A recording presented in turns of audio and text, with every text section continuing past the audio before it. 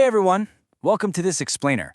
Today we're going to build out your professional analyst toolkit and completely demystify financial statement analysis for the CFA Level 1 exam. So if you've been staring at, a giant wall of numbers wondering how to make sense of the whole shebang, you're in the exact right place. Let's get into it. All right, here's our roadmap. We'll hit the analyst toolkit, jump into a real-world case with Tata Motors, tackle some CFA practice questions, look at AI and financial analysis, and wrap up with some pro tips for Level 1. Section 1. The Analyst's Toolkit. Let's start right at the foundation. So what actually is a financial analysis technique? Well, at its core, it's about evaluating a company's performance, financial health, and risk by taking raw data and turning it into something meaningful. We aren't just staring at numbers in a vacuum here.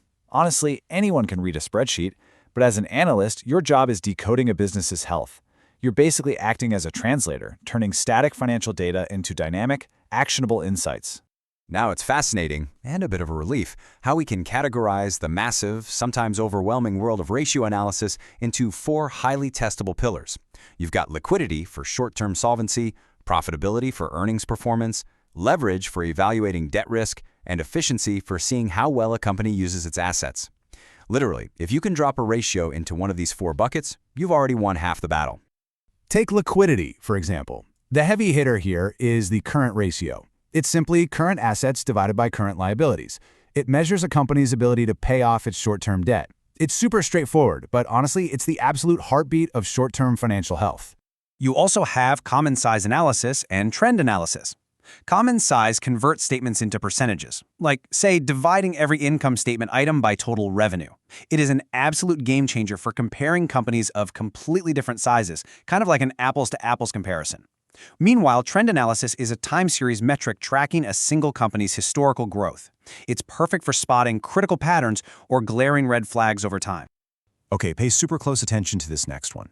You absolutely have to know the DuPont analysis.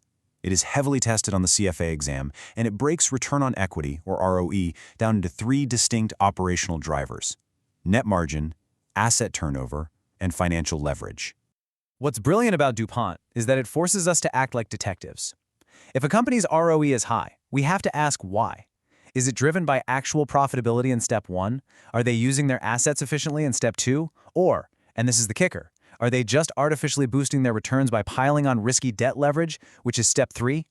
You really can't judge a company's efficiency without putting these pieces together. Section 2. Real-world case, Tata Motors. Let's pull these concepts out of the textbook for a second. Picture this. You're an analyst, sitting at your desk, looking at Tata Motors. The raw data shows declining sales during an economic slowdown, dangerously high debt levels, and profitability that's just all over the map. It looks pretty rough, right? But how do you actually decode what's going wrong using our new toolkit? Well, when we apply our techniques, the raw data instantly tells a story. Using ratio analysis, that high debt to equity immediately flags severe financial risk. We look at trend analysis, and those declining sales highlight a major demand issue. And finally, when we use common size analysis, it proves that rising interest expenses as a percentage of revenue are literally crushing their profit margins. See? That's exactly how analysts use these tools in real life. Section 3. CFA practice questions. You've got the tools and you've seen them work. Now, let's put you in the hot seat. Take a second to think through this scenario. How would you interpret a current ratio jumping from 1.5 to 2.5 and, using a 10% net margin, an asset turnover of 1.5, and a leverage of 2, how would you calculate the ROE using the DuPont method? Okay, let's break it down. That rising current ratio? That's a clear sign of improved short-term liquidity and solvency. If a common size sheet shows COGS at 60%, it just means the cost structure eats up 60% of total revenue. And for our DuPont calculation, we simply multiply our 3 factors, 0.10 times 1.5 times 2. That gives us a solid ROE of 30%. If you nailed that, you are doing fantastic. Section 4. AI and financial analysis. Let's fast forward to the future for a minute. Listen, the modern financial analyst isn't just crunching numbers on a pocket calculator anymore. They're leveraging artificial intelligence. Tools like Microsoft Copilot are completely transforming the workflow. They can instantly calculate every single ratio we've discussed, run cross-year trend analysis, spin up common size statements, and even compare competitors in literally no time. What used to take hours in Excel now takes seconds. The crucial takeaway here is that AI saves you an incredible amount of time on the manual math. It immediately serves up complex, synthesized insights. For example, it can instantly flag something like, hey, the debt ratio increased while profitability declined. Financial risk is rising.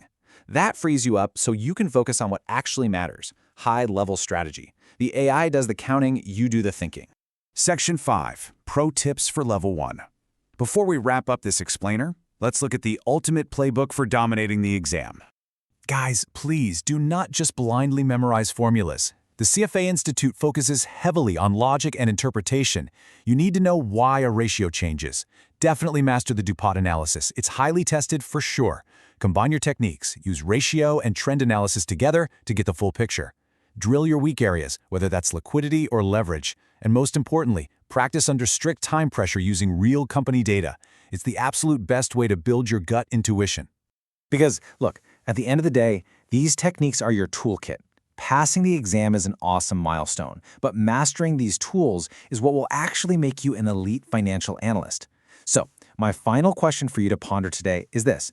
Are you just going to memorize formulas to scrape by on a test, or are you ready to use this toolkit to actually uncover the hidden stories behind the numbers? Thanks for joining me for this explainer, and happy studying.